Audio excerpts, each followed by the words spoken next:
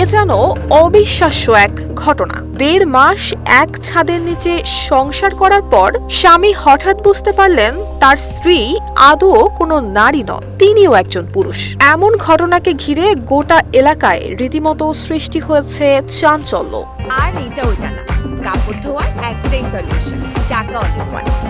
ভুক্তভোগী শান্তর সঙ্গে সামাজিক যোগাযোগ মাধ্যমে পরিচয় হয় সামিয়ার। ধীরে ধীরে গড়ে ওঠে প্রেমের সম্পর্ক। দীর্ঘদিন প্রেমের পর গত ৭ জুন সামিয়া সরাসরি এসে ওঠেন রাজবাড়ীর গোয়ালন্দ উপজেলার ছোট ভাকলা ইউনিয়নে শান্তর বাড়িতে। এরপর পরিবারের সম্মতিতে বিয়েও হয়। বিয়ের পর থেকে নববধূ হিসেবে পরিবারের সঙ্গে বসবাস করছিলেন সামিয়া। তবে কেউ খুনা ঘরেও টের পাননি তিনি আসলে পুরুষ। ওর নাম, ওর মারা বলতো হলো শাহিনুর, আর আমাকে কাছে বলতো সামিয়া। আমরা সামিয়া নামে ডাকতাম। কি চাবো, আমার আর চাওয়া পাওয়ার কি আছে? আমার ছেলেটা একটু ক্ষতি করলো, আমাকে মান সম্মানটা গেলে। বিয়ের পর থেকেই সামিয়ার অস্বাভাবিক আচার আচরণে উঠতে থাকে নানান প্রশ্ন।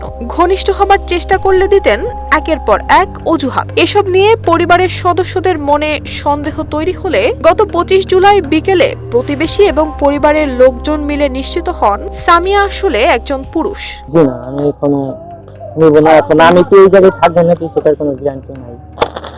এখন আমি যে কোনো জায়গায় চলে যেতে পারি, আবার যে কোনো হয়ে যেতে পারে, এটা আমি নির্দিষ্ট বলতে পারছি। সামিয়া জানান জুয়েলের সঙ্গে যা হয়েছে সেটা অন্যায় হয়েছে, তবে হরমোনজনিত শারীরিক সমস্যা থাকায় নিজেকে মেয়ে ভাবতে ভালো লাগে তার।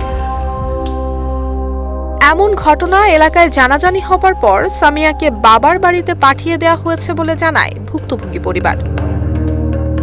নুসরাত জাহান মেহেক, ঢাকা পোস্ট।